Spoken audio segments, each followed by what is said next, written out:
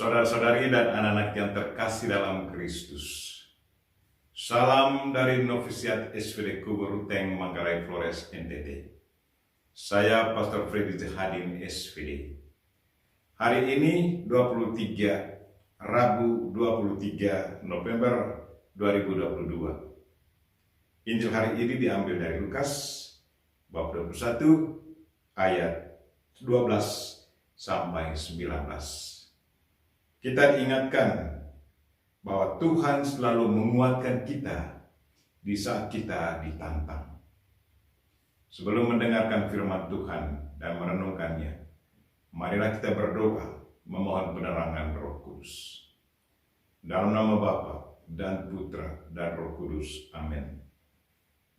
Tuhan dan Allah kami, puji dan syukur kami haturkan kepadamu karena Engkau selalu mengingatkan kami bahwa di saat kami ditantang, Engkau selalu menguatkan kami. Kami mohon, teguhkanlah iman kami, dan semoga kami selalu lari kepadamu, dan gerakkanlah kami untuk selalu ungkapkan isi hati kami kepadamu. Tuhan, utuslah Roh Kudus-Mu, terangilah pikiran dan hati kami, agar sabdamu yang akan kami dengar dapat kami pahami dengan baik. Dan isi pesan-Mu dapat kami hayati dan amalkan dalam hidup harian kami. Doa ini kami sampaikan dengan perantaran Kristus Tuhan kami. Amin. Tuhan bersamamu dan bersama roh-Mu. Inilah Injil Yesus Kristus menurut Lukas. Dimuliakanlah Tuhan.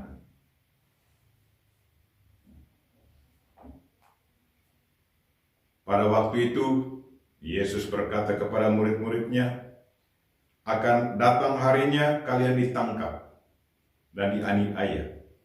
Karena namaku kalian akan diserahkan ke rumah-rumah ibadat, dimasukkan ke dalam penjara, dan dihadapkan kepada raja-raja dan penguasa.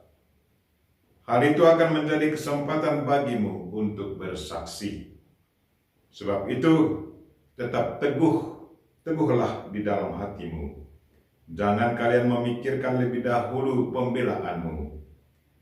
Aku sendirilah yang akan memberi kalian kata-kata hikmat, sehingga kalian tak dapat ditentang atau dibantah lawan-lawanmu. Dan kalian akan diserahkan juga oleh orang tuamu, saudara-saudaramu, kaum keluargamu, dan sahabat-sahabatmu. Dan beberapa orang di antaramu akan dibunuh.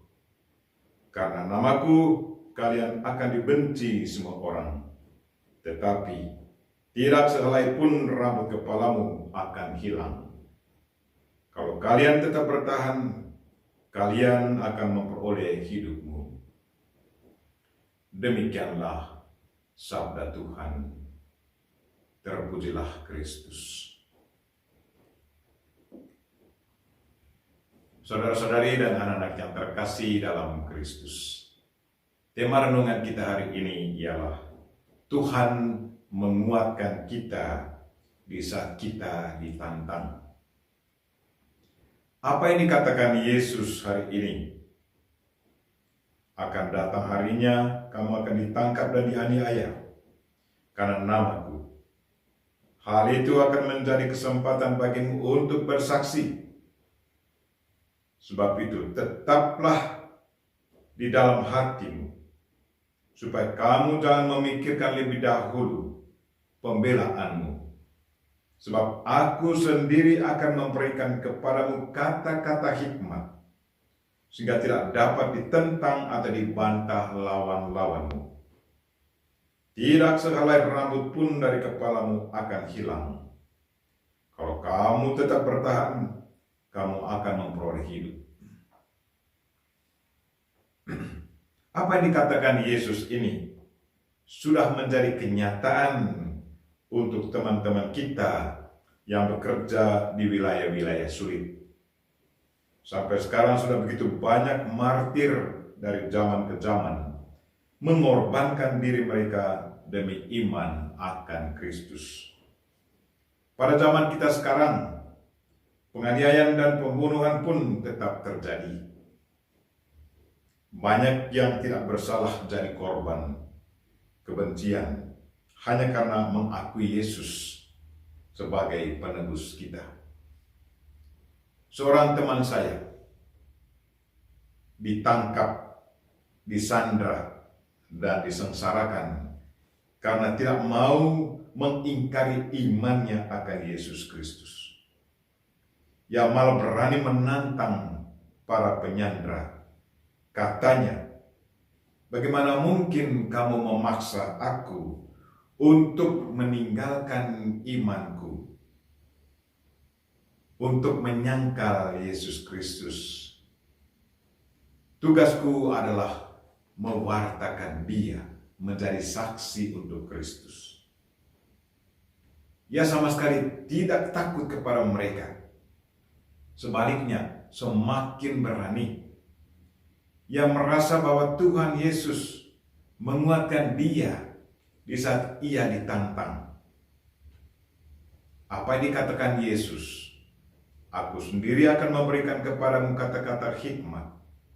Sudah menjadi kenyataan bagi teman saya. Karena dia begitu berani menjawab semua pertanyaan mereka. Saudara-saudari dan anak-anak yang terkasih dalam Kristus, ada banyak bentuk penganiayaan dalam hubungan dengan iman. Ada penganiayaan fisik, penganiayaan dari luar, penindasan dari luar. Tetapi juga ada penganiayaan datang dari dalam diri kita sendiri. Penganiayaan dari dalam diri sendiri biasanya lebih banyak berhubungan dengan pengontrolan dari kebiasaan buruk. Misalnya, kecenderungan menonton film porno, melihat gambar-gambar porno, ketagihan minuman-minuman keras, menghabiskan lebih banyak waktu bermain HP, bermain game, daripada mendengarkan mereka yang ada di samping kita. Kebiasaan buruk ini sesungguhnya adalah salah satu bentuk dari penindasan kehidupan iman. Mungkin terkadang di saat kita sudah melakukan hal buruk itu, kita menyesal dan berjanji untuk tidak melakukannya lagi. Tetapi beberapa waktu sesudahnya, sewaktu godaan muncul kembali dalam pikiran dan hati, kita merasa ada pergolakan batin. Di saat kita jatuh mengikuti godaan setan, di saat itulah hati kita terjerumus masuk dalam penganiayaan oleh setan. Kita bertanya diri, apa saja bentuk-bentuk penganiayaan yang kita alami sampai saat ini?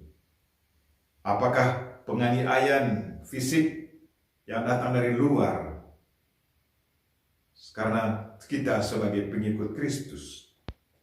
Atau penganiayaan rohani atau mental karena sulit mengontrol diri dari kebiasaan-kebiasaan buruk? Penganiayaan dari dalam diri sendiri. Marilah saudara-saudari dan anak-anak yang terkasih, kita berdoa semoga hati dan pikiran kita selalu terbuka kepada Tuhan, sehingga di saat kita dianiaya dalam bentuk apapun, kita tetap merasa bahwa Tuhan ada dan menguatkan kita. Kita mohon Bunda Maria untuk selalu mendoakan kita. Amin.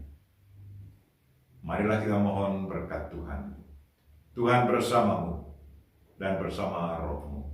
Semoga saudara sekalian dan mereka yang kita doakan pada hari ini, secara khusus mereka yang sakit, dan segala aktivitas kita sepanjang hari ini diberkati oleh Allah yang Maha Kuasa, Bapa dan Putra dan Roh Kudus. Amin.